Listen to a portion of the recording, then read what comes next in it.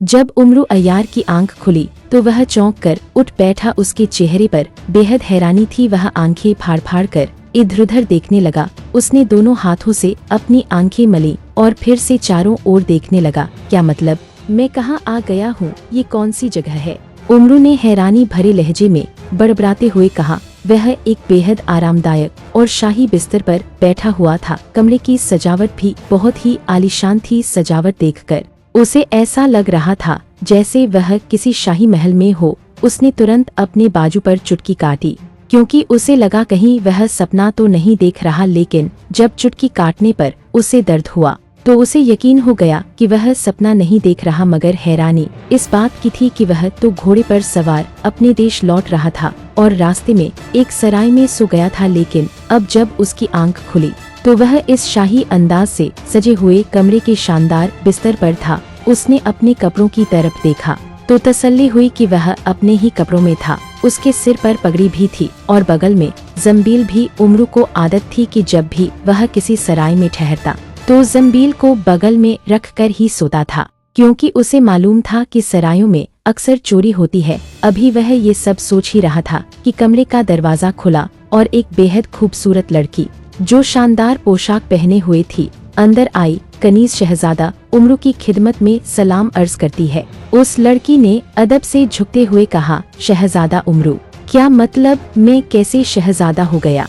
मैं तो ख्वाजा उमरू हूँ और मैं तो रात को सराय में सोया था, फिर यहाँ कैसे आ गया? ये कौन सी जगह है और तुम कौन हो? उमरू ने हैरानी से पूछा। लड़की ने जवाब दिया, यह मुल्क सिस्तान है। इस देश की इकलौती बेटी शहजादी जरनिगार आपको बेहद पसंद करती है। वह आपकी बहादुरी की दीवानी है। उन्होंने बादशाह से जिद की थी कि अगर वह शादी करेंगी तो सिर्फ आपसे। बादशाह ने उनकी जिद मान ली, लेकिन शर्त रखी कि आपको शहजादा उमरू कहा जाएगा। शहजादी को जब पता चला कि आप सराय में ठहरे हैं तो उन्होंने अपने गुलामों को हुक्म दिया कि आपको इस तरह महल में लाया जाए कि आपकी नींद में खलल न हो। इसलिए आपको नींद की हालत में यहाँ लाया गया।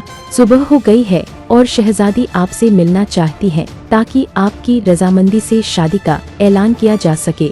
और मैं शहजादी की खास कनीज हूँ। मेरा नाम गुलनार है। शहजादी ने कहा है कि अगर आप उनसे शादी के लिए तैयार हो जाए तो शादी के बाद आपको सिस्तान का बादशाह बना दिया जाएगा और पूरे खजाने को आपको तोहफे में दे दिया जाएगा। उन्होंने पहले से आपके लिए ये थैली भेजी है जो कीमती हीरों जवाहरात से भरी हुई है। कनीज ने कमर से बंधी थैली निकालकर बड़े अदब से उमरू को पेश की। उमरू ने खुशी से थैली झपट ली और खोलकर देखने लगा।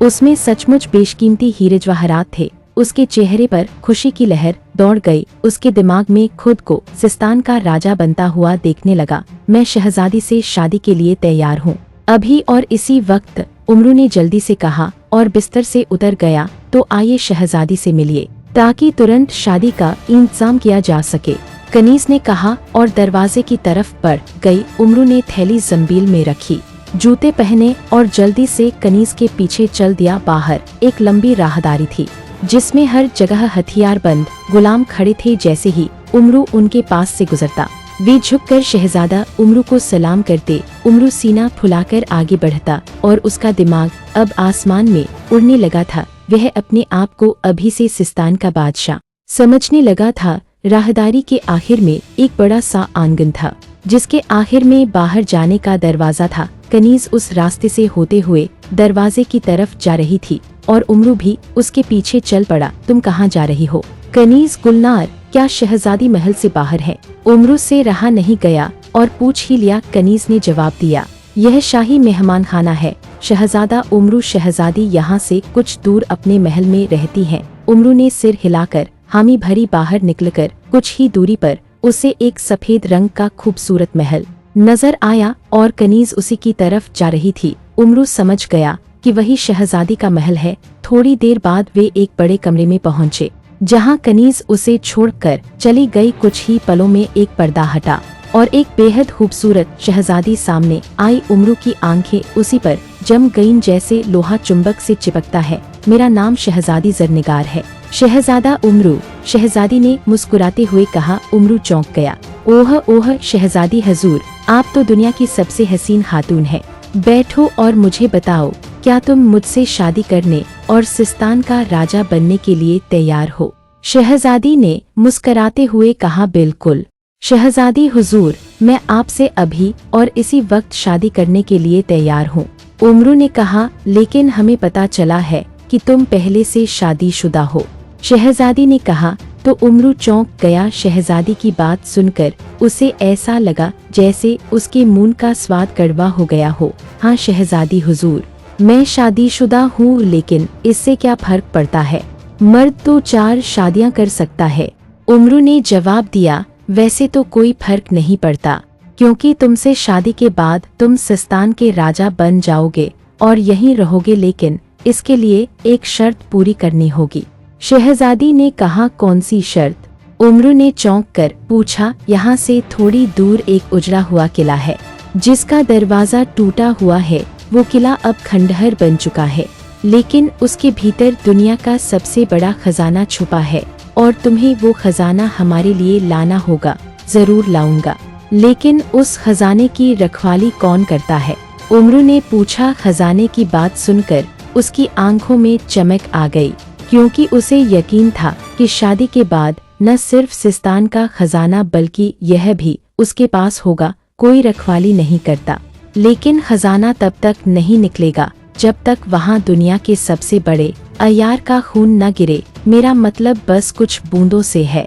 वो बूंदे किले के टूटे हुए दरवाजे पर गिरनी चाहिए, और क्योंकि तुम दुनिया के सबसे बड़े अय्यार हो, तुम्हारा खून ही उस खजाने को बाहर लाएगा। बस इतना ही। लेकिन कहाँ से खून लिया जाएगा? उमरू ने डरते डरते पूछा। घबराओ नहीं, सिर्फ गर्दन के पिछले हिस्से पर एक हल्का सा चीरा लगेगा।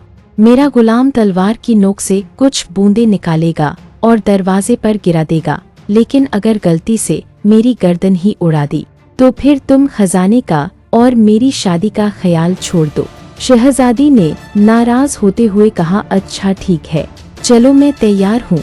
उमरू ने कहा। शहजादी खड़ी हो गई और ताली बजाई। एक बड़ा सा गुलाम कमरे में आ गया। वो बेहद डरावना था। सिर पर लाल पगड़ी, कानों में बड़े बड़े कुंडल और हाथ में भयानक तलवार। उसे ले जाओ याकूत। और जब ये किले के दरवाजे पर खड़ा हो जाए तो गर्दन के पीछे तलवार की नोक से एक छोटा सा चीरा लगाना और खून की कुछ बूंदें जमीन पर डाल देना।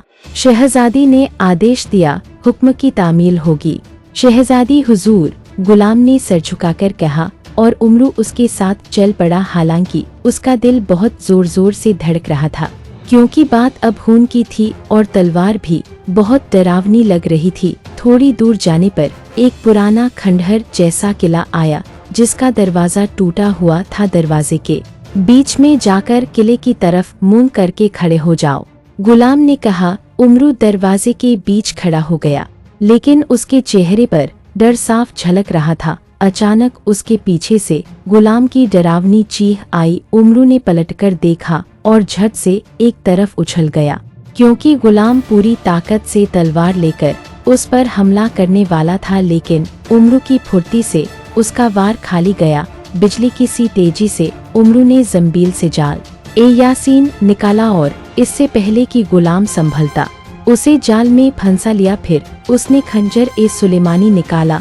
और गुलाम को डराया। डर के मारे गुलाम ने सब कुछ बता दिया कि शहजादी की साजिश थी कि तुम्हारी गर्दन काटकर खून से दरवाजा भिगोया जाए, लेकिन तुम्हारी रजामंदी से, ताकि कोई दोष न लगे। अब उमरू सब समझ गया, शहजादी की मक्कारी, उसका धोखा। उमरू ने जंबील से तख्ती ए दाऊदी निकाली और पूछा कि क्या यहाँ कोई खजाना है? तख्ती पर जवाब उभरा, इस खंडहर में कोई खजाना नहीं है। किसी जालसाज ज्योतिषी ने शहजादी को धोखा दिया है। वो जिद्दी है, अगर तुम यहाँ रुके तो वह जबरदस्ती तुम्हें मरवा सकती है। ये पढ़ते ही उमरू ने खंजर ए सुलेमानी से गुलाम को मार डाला, जाल समेटकर जंबील में रखा और फिर उसमें से सोने की चप्पलें निकाली। उन्हें पहनकर उसने हुक्म दिया, मुझे मेरे वतन पहुंचा तो वह हवा में उड़ता हुआ वहां से निकल गया। अपने वतन पहुंचकर उसने चैन की सांस ली कि वह उस मक्कार शहजादी के धोखे से बच निकला है। हाँ, एक तसल्ली जरूर थी, हीरे जवाहरात वाली थैली तो उसके पास आ ही गई थी। समाप्त।